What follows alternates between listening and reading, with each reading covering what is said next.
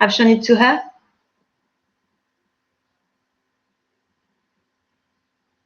Oui, ok.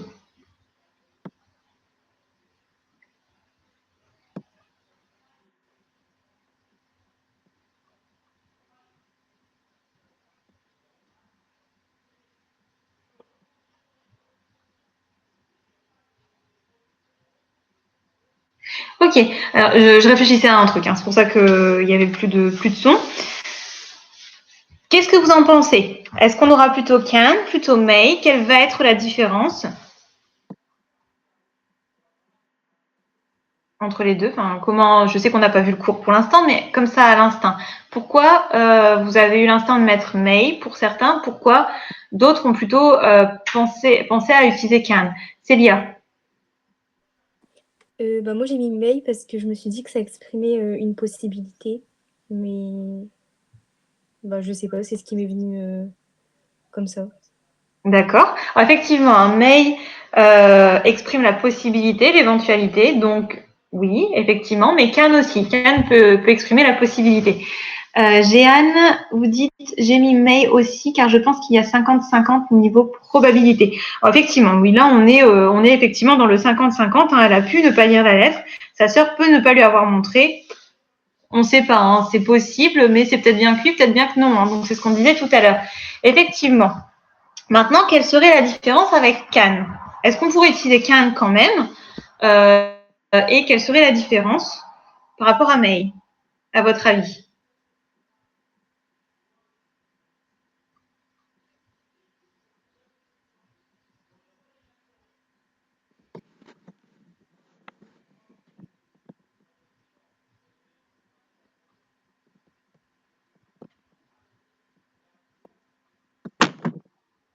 Vous voyez pas la différence?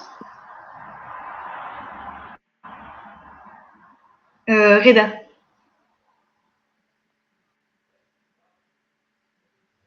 Pensez à allumer votre micro. Encore une fois, j'ai oublié, désolé. C'est rien. Donc, en fait, si on utilise can, ça sera plutôt dans le négatif, dans moins 50%. Mais donc, c'est soit oui, soit non. Et si on dit she cannot have read the letter, ça sera plutôt presque dans l'impossibilité. Oui, effectivement, on ne va pas avoir le même sens ici et c'est à cause de la négation. La négation, elle va pas fonctionner de la même façon sur can et sur may.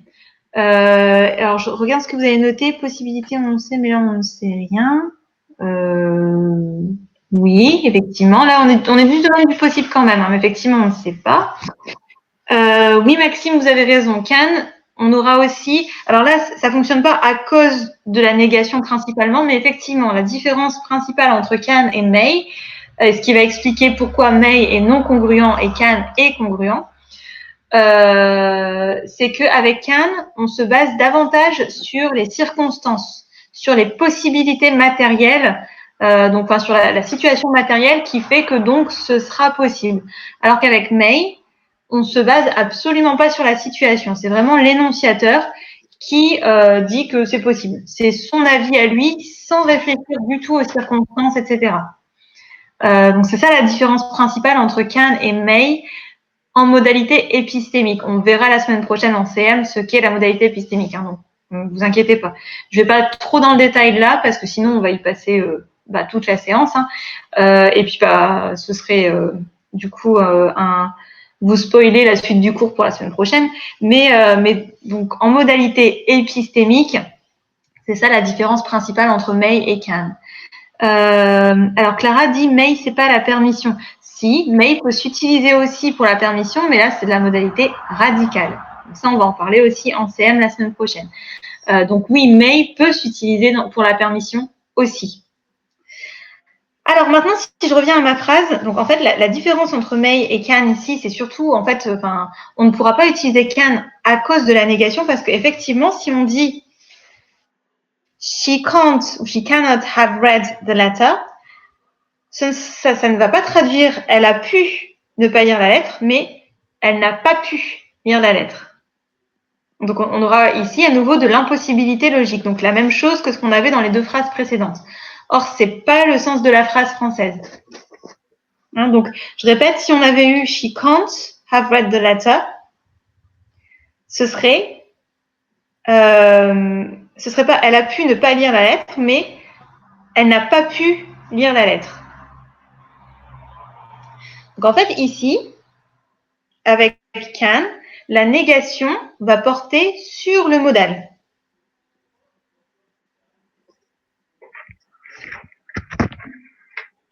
Donc, avec can, la négation va porter sur le modal. Alors qu'avec may, dans notre contexte, la négation porte sur la RP. Et donc, je vais vous noter les choses pour que ça vous paraisse plus clair. Si on coupe la phrase, avec quand on aura donc she can't avec un seul N, mieux. Donc, she can't. On coupe la phrase et have read the letter. Alors que si on coupe la phrase avec may, ce sera she may not have read the letter. Vous voyez, la négation ne porte pas sur la même chose. Avec can, la négation va porter sur le modal. Donc, c'est she can't, elle ne peut pas, ou elle n'a pas pu have read the letter, donc lire la lettre. Alors qu'avec may, la négation va porter sur la RP. Donc, c'est she may, elle a pu, not have read the letter, ne pas lire la lettre. Ok, donc ça, c'est encore c'est à cause du fonctionnement des modaux. Hein. Donc, may va fonctionner de façon différente avec la négation. On verra que quand on parlera de permission, là, pour le coup, le not sera collé à may. She may not do that, par exemple. Donc, vous voyez, ça a aussi son importance à la négation et comment elle interagit avec le modal. Pour rester sur cette idée, donc sur le modal, Elisa avait proposé might. Oui, pourquoi pas. She might not have read the letter. Oui. Surtout que, bon, en français, elle a pu, c'est du passé, hein, donc on peut considérer qu'ici que dans le might, on a un ED chronologique. Donc oui, ça marche aussi avec might.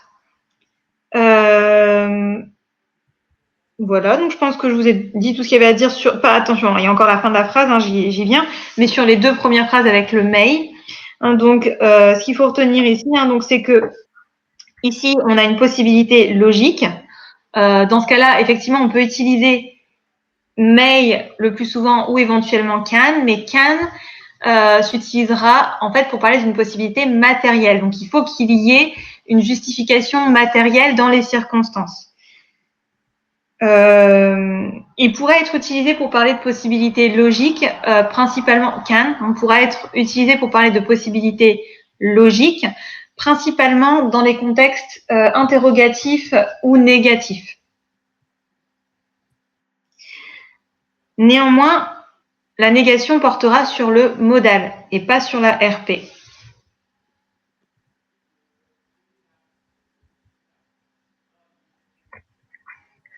Or, dans notre phrase, la négation doit porter sur la RP, donc sur l'événement, et pas sur le modal. Donc, c'est pour ça qu'on utilisera may et pas can.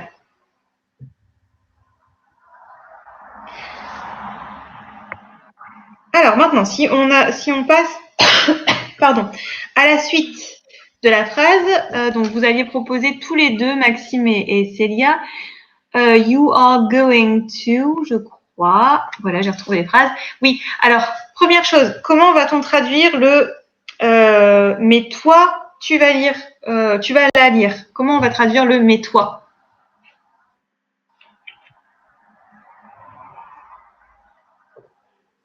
Parce que Célia a proposé but you are going, mais elle n'était pas sûre. Est-ce que c'est bon? Est-ce que vous avez une autre idée?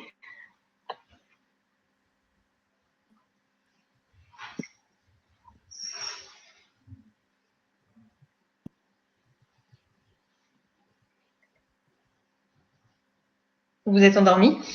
You une seule fois. Pourquoi you une seule fois?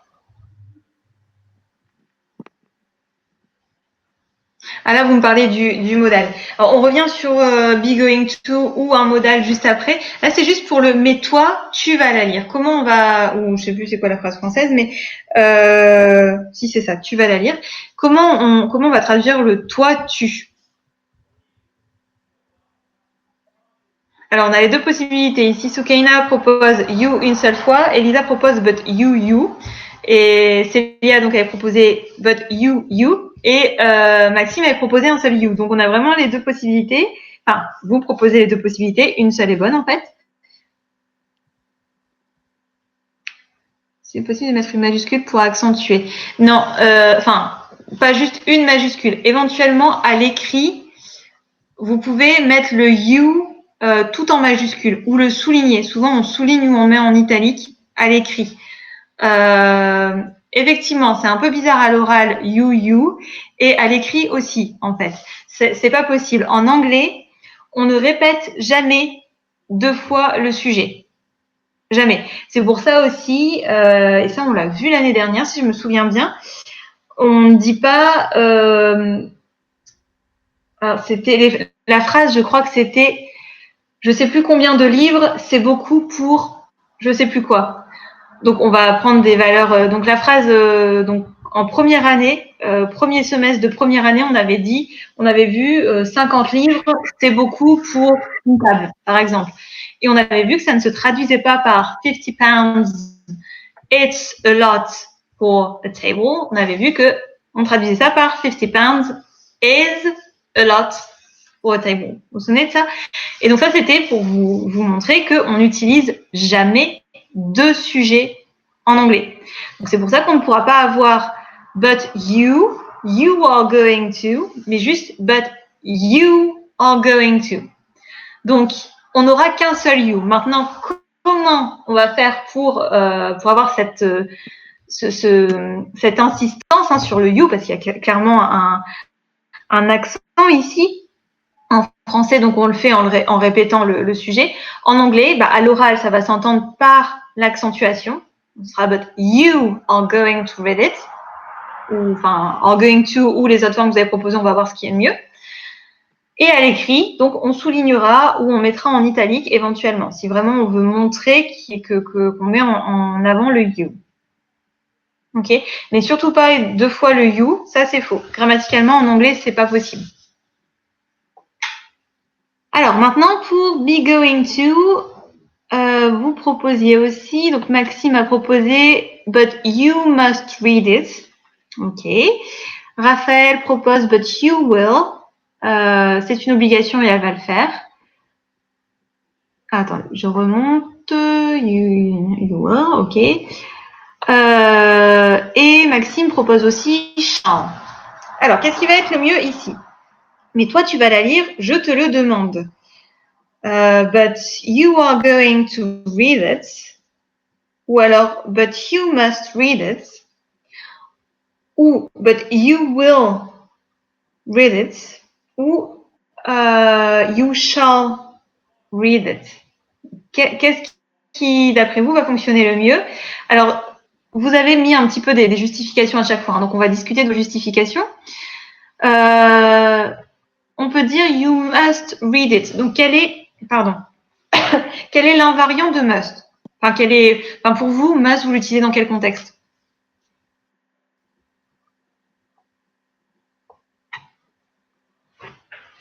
On l'a dit tout à l'heure quand on a parlé de la première phrase.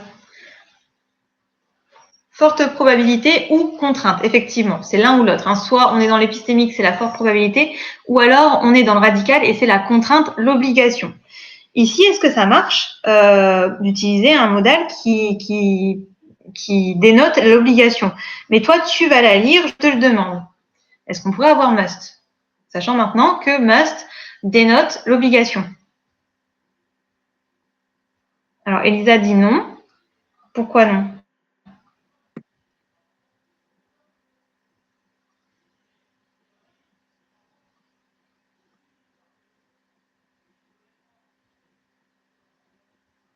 On demande de lire la lettre. Alors, effectivement, parler d'obligation ici, c'est peut-être un peu fort. Pardon, un peu fort. À nouveau, on n'a pas le ton de la phrase, on n'a pas le contexte.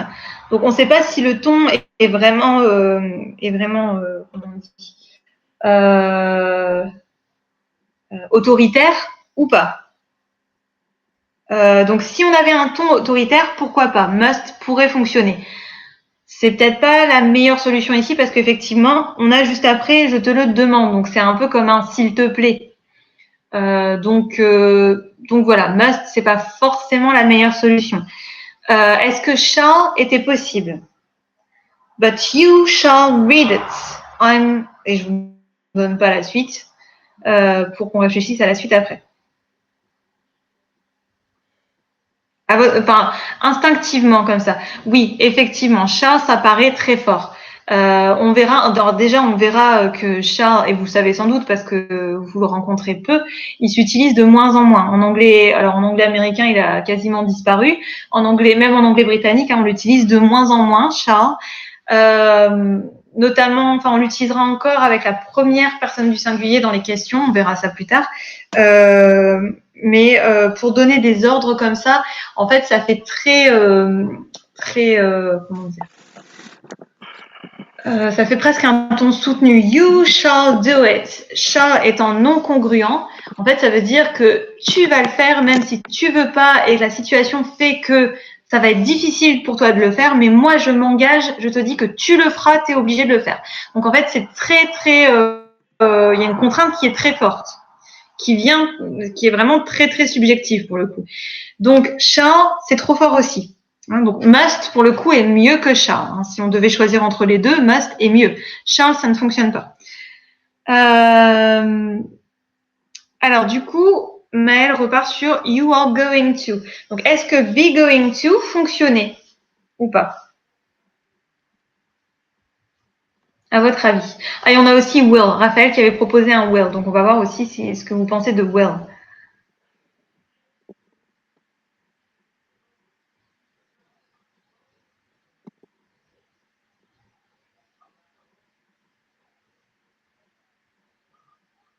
Alors, be going to, vous savez peut-être pas, parce que c'est vrai qu'on... Alors, c'est pas un modal, hein, attention.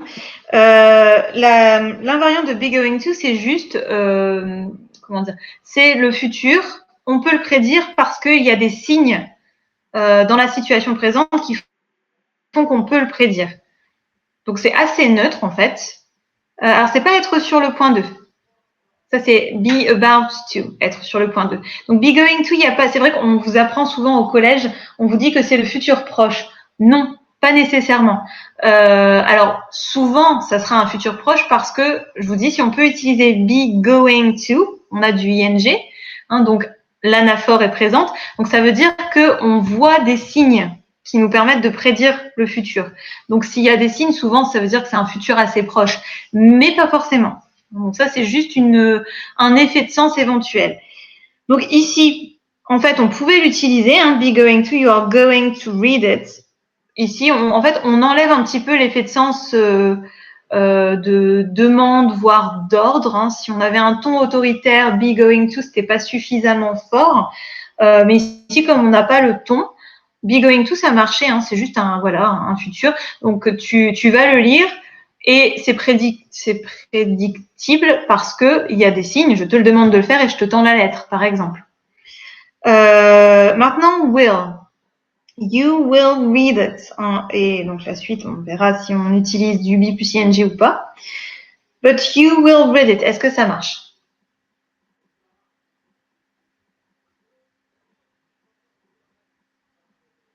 Elisa dit non.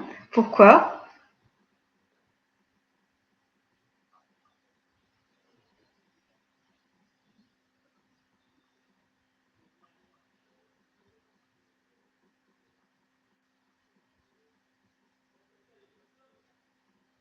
En fait, à nouveau, ça va dépendre du ton utilisé. Will, c'est avec will, on est presque certain que la personne va lire la lettre. Exactement. Avec will, on fait une prévision et c'est sous-entendu, tu vas le faire, j'en suis sûre à 100%. Or, ici, on a quand même les 3 petits points et le je te le demande. Donc, on a quand même un petit doute. Or, avec will, you will read it, c'est tu vas le faire, j'en suis sûre et certain. Donc, bon, pourquoi pas, hein. À nouveau, ça va dépendre du ton, du contexte. Donc, grammaticalement, ça fonctionne. Grammaticalement, on peut avoir be going to, on peut avoir must, on peut avoir will.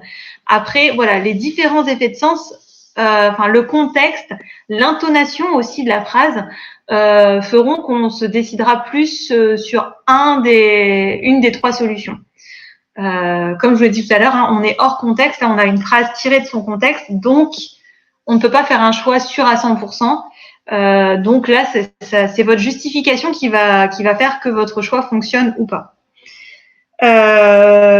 Et donc pour la dernière partie, là je me dépêche un peu parce que je vois que l'heure tourne, ça passe trop vite. Donc pour la dernière partie de la phrase, donc est-ce qu'on avait plutôt du présent simple ou du présent en B plus ing à votre avis?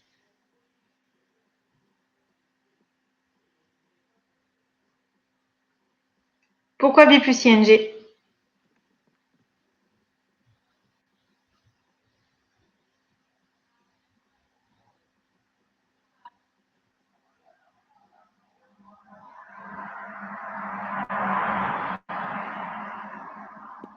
Car la personne est en train de demander a besoin d'arguments.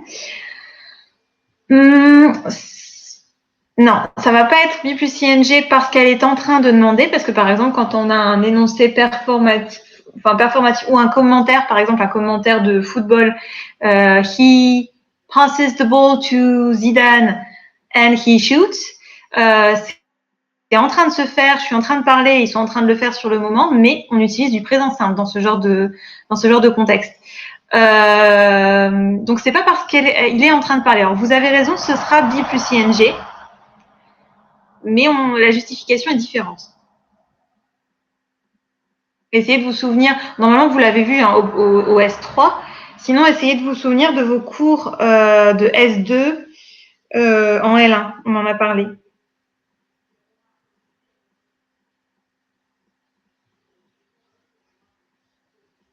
L'une des valeurs de B plus ing.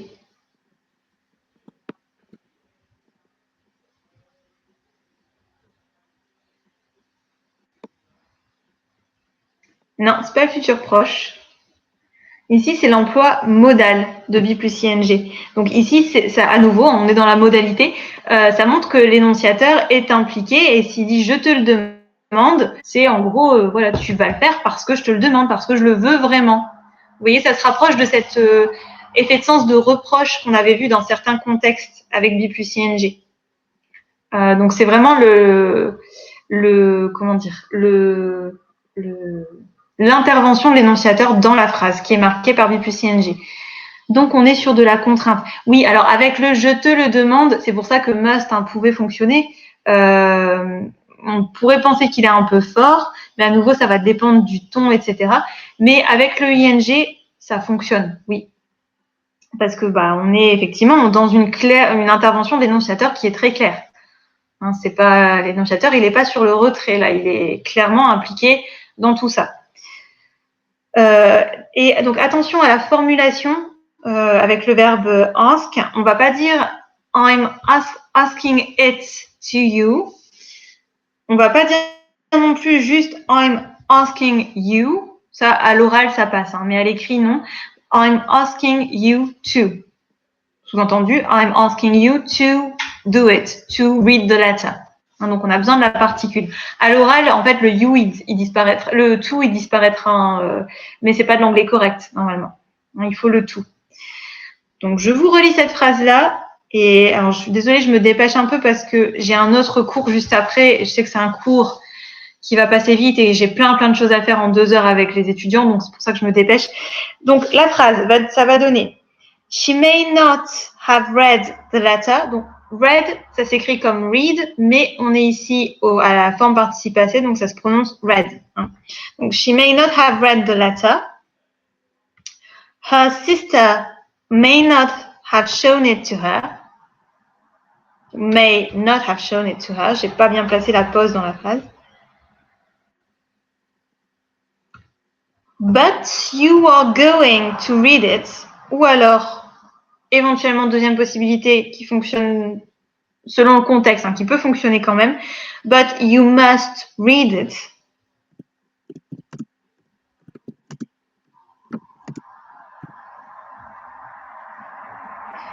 I'm asking you to.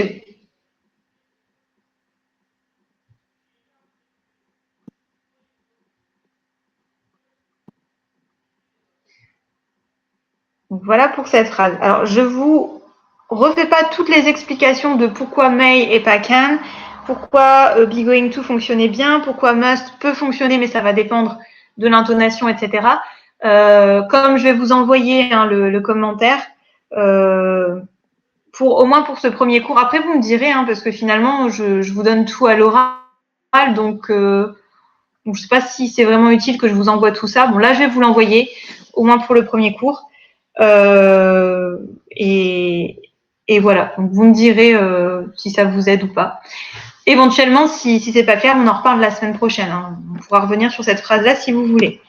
Voilà, donc vous voyez, on avance relativement lentement, mais en fait, c'est ça qui est intéressant, c'est de se demander pourquoi tel modal est mieux qu'un autre. C'est ça la linguistique, en réalité, c'est pas juste de la traduction, ça va bien plus loin que ça. Donc voilà, je vous dis à la semaine prochaine. Oui, on ne se revoit pas avant le cours de phonologie de la semaine prochaine, donc à la semaine prochaine. Bonne journée et bon week-end un petit peu à l'avance aussi.